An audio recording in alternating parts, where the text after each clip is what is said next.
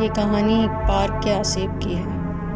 میرے گھر کے پاس ایک بہت پرانا پارک ہے جس کے بارے میں یہ مانا جاتا ہے کہ یہاں جنات کا ایک خاندان اپنے بچوں سمیت آباد ہے۔ اس کے باوجود بھی لوگ وہاں شام کے وقت اپنے بچوں کو گھمانے لایا کرتے تھے۔ اس پارک میں بچوں کے لیے جھولے بھی لگے ہوئے تھے اور یہ جھولے ہی اس معصوم سی بچی پر بھوت چڑھنے کی وجہ بنے۔ ردا ایک بہت پیاری چھوٹی سی بچی تھی۔ شام کے وقت اس کے امی پاپا اسے پارک میں جھولا جھلانے لے کر آتے تھے۔ اس پارک میں ایک برسوں پرانا پیڑ تھا جو کہ اس پارک کے بالکل سینٹر میں تھا۔ یہ پیڑ اتنا بڑا تھا کہ اس کا سایہ آدھے پارک کو ڈھک دیتا تھا۔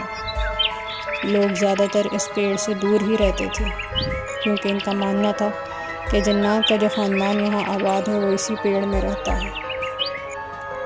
ردا کے والدین اس علاقے میں ابھی کچھ ٹائم پہلے ہی شفٹ ہوئے تھے، اس لیے انہیں یہ سب باتیں معلوم نہیں تھیں۔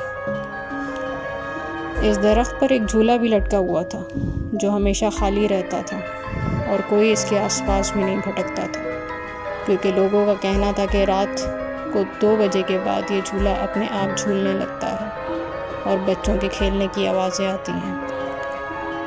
کچھ لوگوں نے تو یہاں پر ظاہری طور پر بچوں کو کھیلتا ہوا بھی دیکھا ہے۔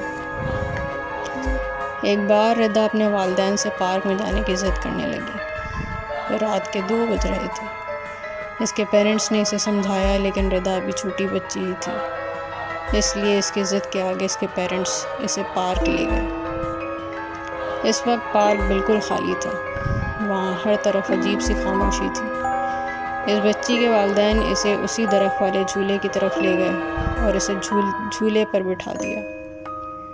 یہ لوگ خود بھی تھوڑی ہی دور ایک بینچ پر جا کر بیٹھ گئے اور آپس میں باتیں کرنے لگے۔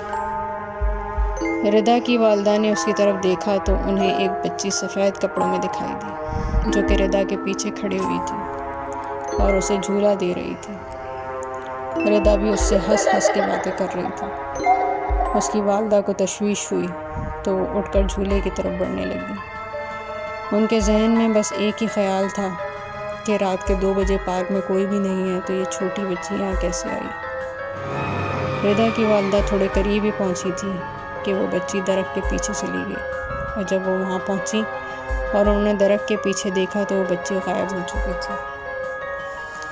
ردا کی والدہ نے اسے فوراً جھولے سے اتارا اور گود میں اٹھا لیا اور ڈرتے ہوئے وہاں سے تیز تیز اپنے شوہر کے پاس جانے لگی۔